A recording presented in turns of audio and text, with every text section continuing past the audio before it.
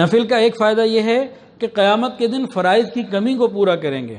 نفل کا دوسرا فائدہ یہ ہے اللہ تعالیٰ کی محبت میں جو خاص مقامات ہیں وہ جو نفل ہی سے مل پاتے ہیں انسان کو وہ مل جائیں گے۔ تیسرا فائدہ نفلی عبادات کا، نفل ہی ہے جی، کون سے کو ضروری ہیں جی، یہ بڑا برا جملہ ہے، ان کی بڑی اہمیت ہے، بڑی فضائل بتائے ہیں۔ اس کا تیسرا فائدہ جو نفل پابندی سے ادا کرتا ہوگا اس کی سنت محفوظ، اس کے واجبات محفوظ، اس کے فرائض محفوظ۔ یہ نفل ایک چار دیواری ہے، ایک پروٹیکشن وال ہے، ایک حفاظت کی باڑ ہے جو انسان کے فرائض کو محفوظ کر رکھتی ہے، بلکہ اس سے بڑھ کر اس کے ایمان کو محفوظ رکھتی ہے۔ کیا مطلب؟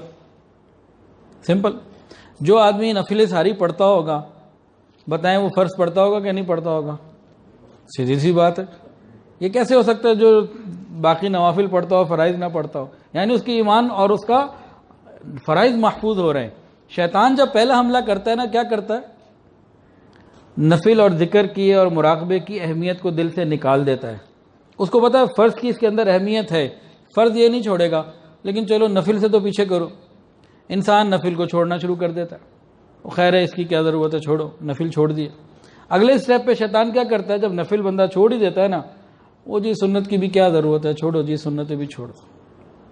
پھر انسان کبھی کبھی سنتیں چھوڑنا شروع کر دیتا ہے، آہستہ آہستہ واجب اور فرائض پر لے آتا ہے، انسان کو بالکل بے نمازی بنا دیتا ہے۔ اور پھر جب یہ نماز بھی چھوڑ دیتا ہے تو پھر آخری جو چیز رہ جاتی ہے، جو سب سے زیادہ قیمتی ہمارا ایمان، اس پہ حملے کرتا ہے۔ تو بتائیں آج کے بعد یہ کوئی کہے جی نفلوں کی کیا اہمیت، اس کی کیا ضرورت، تو ہم اس کو پھر زبردست سالڈ جواب دے سکتے ہیں کہ نہیں؟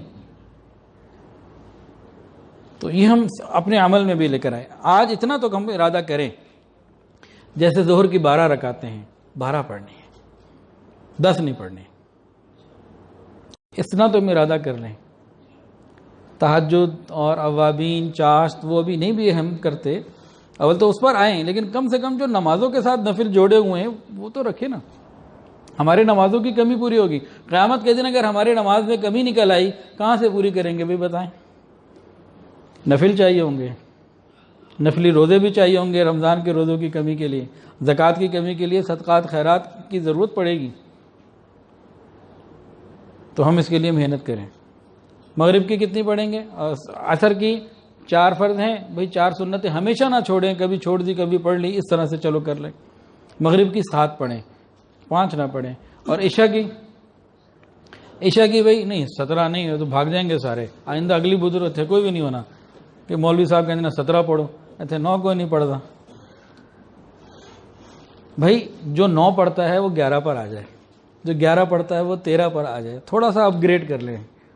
اکٹھی 9 سے 17 پہ چھلانگ لگائی تو بھاگ جائیں گے سارے، تو آہستہ آہستہ اوپر آ جائے۔ جو 17 پڑھ رہا ہے، آپ ماشاءاللہ 17 پڑھتے ہوں گے تو بھئی آپ تہجد بھی شروع کر دیں۔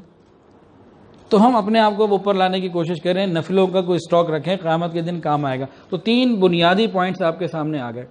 اچھا ایک اور اس میں نا جو حدیث آئی تھی اس میں بھی بڑا ایک بڑا نقطہ ہے، یہ جو بتایا نا محبت والے پوائنٹ میں یہ بات رہ گئی تھی کہ میں اس کی آنکھ بن جاتا ہوں، اس کے کان بن جاتا ہوں، زبان بن جاتا ہوں، ہاتھ بن جاتا ہوں، اس طرح کے مختلف اعضاء کا ذکر جو فرمایا، کیا مطلب؟ بہت خوبصورت مطلب، علماء نے بڑی اللہ جزائے خیر دے، علماء کرام کو بہت کھول کے رکھ دیا ساری چیز کو۔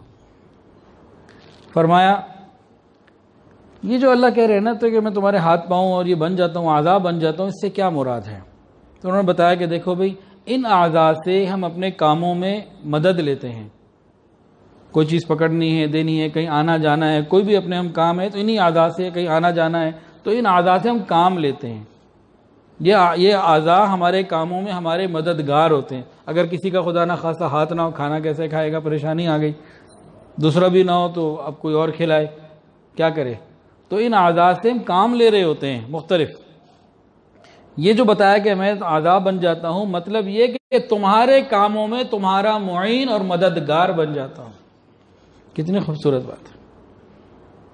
اگر ہم نفلوں کی پابندی رکھیں گے، اللہ ہمارے مددگار ہوں گے، بتائیں پھر ہمیں دنیا کی پریشانی تو کوئی نہیں رہے گی جب اللہ ہی ہمارا مددگار ہو۔ ایک پوائنٹ۔ دوسرا پوائنٹ اس کے اندر وہ بھی بڑا خوبصورت، سبحان اللہ، وہ کیا ہے جی؟ ہم ان اعضاء سے اپنی حفاظت کا بھی کام لیتے ہیں. کوئی خطرے والی چیز ہو، کوئی نقصان دہ چیز ہو، تو ہم ان چیزوں کو استعمال کر کے اپنی حفاظت بھی کرتے ہیں. ایسا ہوتا ہے کہ نہیں ہوتا؟ تو اللہ تعالیٰ فرما رہے ہیں تمہارے اعضاء جو بن جاتے ہیں. کیا مطلب؟ کہ میں تمہارے حفاظت کروں گا، تمہاری حفاظت ہوگی. تو نفلوں سے اللہ ہمارے مددگار ہو گئے، ہماری حفاظت ہو گئی، اللہ کی محبت مل گئی، قیامت کے دن کی جو فرائض کی ڈیفیشنسی ہے وہ پوری ہو گئی، اور ہمارے فرائض کی حفاظت ہو گئی. اور کتنے فائدے چاہیے بھئی نفلوں کے؟